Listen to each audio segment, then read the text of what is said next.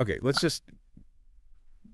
try to unpack this because it is an incredible, almost unbelievable narrative unfolding in college football. It really is. I mean, if you had walked up to any analyst back in August and said the Oklahoma Sooners, a team that won, what, 3 games last season? Just 3, yeah. That they would be the most explosive, most talked about program in the entire country, 3 weeks into 2030, you'd have been laughed out of the building. Oh, absolutely. It's the perfect story for a deep dive like this because the data we've got shows this wasn't some gradual rebuild. This was a sudden, almost violent pivot. Violent is a good word for it.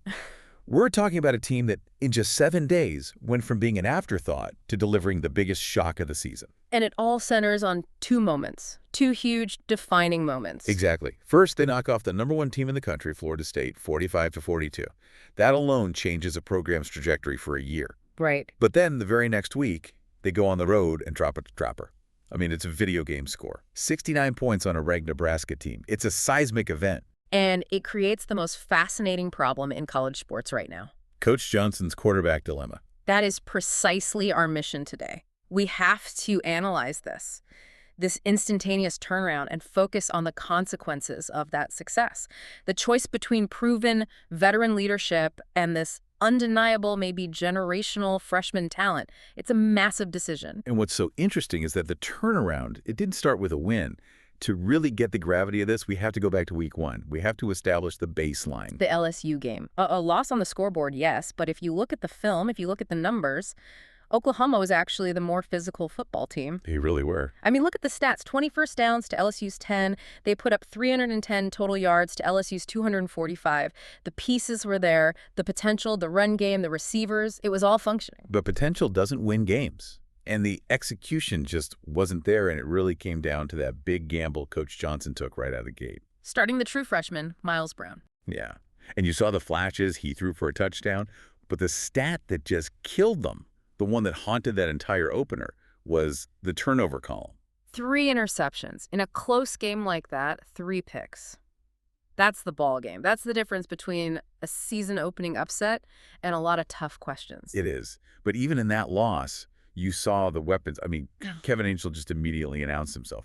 8 catches, 146 yards, a touchdown. And Timmy Flynn, a name we're going to talk about a lot more later, he was right there too, 7 for 104. So the talent was there, but the engine was just misfiring badly. And Coach Johnson knew it. The sources all highlighted his post-game presser. He was measured, but you could tell a big shift was coming. He said the issue was protecting the football, and he promised, quote, "We'll evaluate everything this week." And that one sentence, that little promise, that changed the entire season for the Oklahoma Sooners. It did, because that evaluation led to really the first huge risk.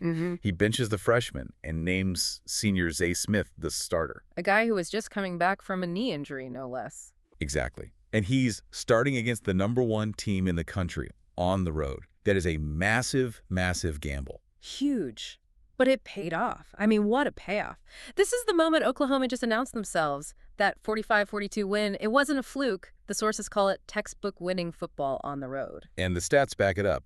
Smith brought that stability they desperately needed. Oklahoma was again the more productive Team 21 first downs to FSU's 15, 484 total yards. And crucially, they cut down the mistakes. They went from a 3-interception day to just 1 turnover.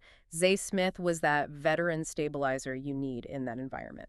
And it's fascinating because he didn't just manage the game coming off that injury, he elevated it. 278 yards, 4 touchdowns, 1 pick. He brought a mindset, a confidence. You can just hear it in his quote, right? Just trust the guys. Trust the work. This locker room never stopped believing. That's a leader. That's a guy players rally around. And the whole team responded.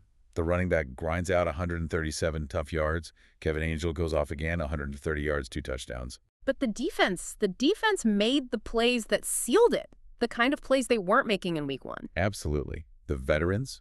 Yeah. Trey Hicks with that enormous momentum-swinging pick 6. Huge play. And then Konamo Tuapuaka, their defensive anchor, gets the game-sealing interception at the end. That win. Yeah. It just changed everything. It proved they could win the biggest games with Smith. So you would think, okay, problem solved. You just beat the #1 team. Your veteran leader saved the season. You ride that momentum. That's your identity now. You would think. But this next chapter is the real twist, and it's where Coach Johnson's dilemma truly begins. Wait, hold on. I got to stop you there. We just spent all this time celebrating Zay Smith. He comes in, saves the season, beats number one. If I'm Coach Johnson, I'm thinking, this is my guy, period. What could he have possibly seen that made him think about messing with that? I think the sources suggest he saw the difference between stability and ceiling. Even after that massive win, he wasn't satisfied. The reports say he dramatically increased the practice reps for the other true freshman, Cordell Chambliss. He even started calling him a gunslinger publicly. He was signaling something. He was preparing to go from very good to, well, to nuclear. And that explosion came in week 3, that statement game against number 16 Nebraska. The 69-29 final. I mean, it's just a jaw-dropping score. It's not just a win, it's a demolition. And it wasn't just the score, it was the efficiency. You have to look at these numbers. 606 total yards and, get this, 14.1 yards per play. That's insane. To put that in context for you, a truly elite championship-level offense usually averages around 7, maybe 8 yards per play. Yeah. Hitting 14.1 means every other snap was basically a home run. They weren't just moving the chains, they were clearing the fences. And they did it with that quarterback carousel. Exactly. It was almost designed for maximum shock value. Zay Smith actually starts the game, and he was great. Surgical. 6 of 9, 173 yards, 2 TDs. I did his job. He did his job perfectly. And then the freshman took over. And we saw what happens when you take the leash off a true deep ball threat. Cordell Chambliss was just dominant. The stat line is legendary for a freshman. 19 of 27, 406 yards and 6 touchdowns. He just doesn't look like a freshman out there. The sources describe him as decisive, fearless, accurate. And his maturity afterwards, too. Just crediting the prep work, you get what you put in. That's not a typical freshman quote. No, it's not. And he didn't just light up the scoreboard. He turned the receivers into a history-making unit. We have to talk about Timmy Flynn. Oh, we have to. This wasn't just a good game for Flynn. It was an all-time game. 7 catches, 203 yards, and 5 touchdowns. 5 touchdowns. Let's just pause on that. That is almost unimaginable for one receiver. It confirms that Chambliss is unlocking these vertical, high-risk routes that maybe Smith wasn't running. It's an air raid simulator. And Vince Durth chipped in with 7 catches for 150 and a score. It just shows the depth. And the defense, unlike in week 1, they were feeding off it. Nick Stumpf gets a pick, Moto Puaka has a sack and an INT, Dorian Kirkus gets one. That offensive pressure creates defensive opportunities. So this brings us right to the heart of it. The core conflict. You have 2 quarterbacks, both playing great, with completely different skill sets. It is the ultimate good problem to have, but it's still a problem. And the analysts went straight to the combined stats to try and settle it. But the numbers, they only make the dilemma clearer. They don't solve it. So let's lay them out for you because this frames the whole debate. Okay, so first you have Zay Smith. You combine his FSU start with his part of the Nebraska game. He is incredibly efficient. 12 of 15, passing for 451 yards, 6 touchdowns, but with 2 interceptions. Okay. Then you have Cordell Chambliss, mostly from that one game. 19 of 27 for 406 yards, also 6 touchdowns. But crucially, 0 interceptions. And this is exactly why the debate is so split. You have the Kirk Herbstreit argument for Smith, which is all about command, leadership, stability. He's the anchor. He's the anchor.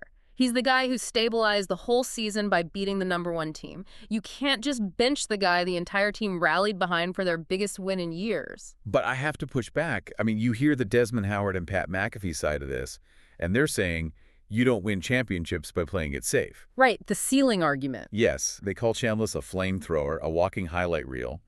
McAfee said the offense went from just dangerous to nuclear with him in there. If you're chasing a title, you have to play the guy with the highest possible ceiling. But the nuance, and this is a critical point that Herbstreit brought up, is the quality of competition. Okay. Chambliss's explosion was against a Nebraska defense that, while ranked, was clearly overmatched. Smith's performance came against the #1 team in the country. It's the difference between a statement game and a prize fight. That's a valid point, but you don't win a title by playing scared. You ride the hot hand. Yeah. How did Coach Johnson handle all this public debate? Incredibly well. He was so measured. He just laid out his criteria, his non-negotiables. Consistency, protecting the football, and command of the offense. He made it clear both guys give them a chance to win. And he had that one quote that just, it summed up the entire thing perfectly. One that was everywhere. Zay's leadership is invaluable. Cordell's talent is undeniable. That's it. It's the locker room versus the playbook. Yeah. And he left the door open for everything, right? He did. When he was asked about a 2-quarterback system, he said, and I'm quoting again, everything's on the table. which means this could be a week-to-week decision based on matchups. So for you listening, what this all boils down to is a split decision among experts, probably split fan base, but an undeniably great reality for Oklahoma. They have options, real championship-level options. And the key takeaways are just massive. That shift from a turnover-heavy week 1 to the stability Zay Smith brought against FSU, and then this shocking statistical leap with Chambliss and Timmy Flynn's 5-touchdown night. It's a wild story of adaptation. It's an unbelievable transformation. But we have to leave you with one final thought, one question that Coach Johnson is absolutely wrestling with right now. If the coach's number 1 stated priority is protecting the football. Consistency and specifically protection of the football. Right. And you look at the raw data, Chambliss has 0 interceptions on his line, while Smith has the nuclear talent of the freshman already met the coach's most critical demand for safe, reliable play. In other words, has the true freshman's explosive, mistake-free performance already earned him the job, maybe forcing that veteran leader to the sideline way sooner than anyone ever expected? Yeah. That's the kind of call that defines a season. It really is. We'll be watching closely. Thanks for diving deep with us.